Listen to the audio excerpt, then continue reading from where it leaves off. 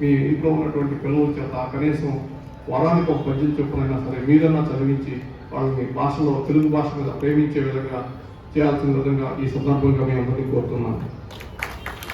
అదేవిధంగా ఈ వాట్సాప్ ఈ సౌకర్యవంతమైనటువంటి విషయం కాదంటలేదు. భావ వ్యక్తీకరణకి మనం ఉత్తరాలు రాసుకునేవాడు ఒకప్పుడు చాలా అద్భుతమైనటువంటి సాహిత్యం ఉండేది.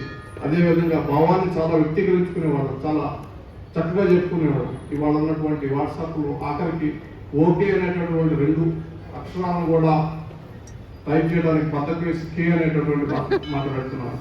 ఆ స్థితికి దిగజారిపోయాం. మనల్ని బద్దకస్తులుగా చేస్తున్నటువంటి టెక్నాలజీని మన అవసరానికి వాడుకోవాలి తప్ప దానికి బానిసలో వాల్సినటువంటి పరిస్థితి లేదు. కాబట్టి ఎక్కువ సమయం వృధా చేయకుండా పుస్తకాలు చదవండి, అదేవిధంగా చదివించడానికి ప్రోత్సాహం చేయండి. టెక్నాలజీని పరిమితమైనటువంటి స్థాయి వరకే వారు ఇంకా ఆర్టిఫిషియల్ ఇంటెలిజెన్స్ అనేటటువంటి పద్ధతులు రాబోకుండా పోయి ఇవన్నీ కూడా మానవ సంస్కృతిని మానవ మేధస్సుని పెంచినటువంటిది కాదు. కాబట్టి మనం సృష్టించినటువంటి వస్తువులే కాబట్టి మన అదుపాత్రంలోనే వాటిని వాడుకోవాల్సినటువంటి పరిస్థితి ఉంది.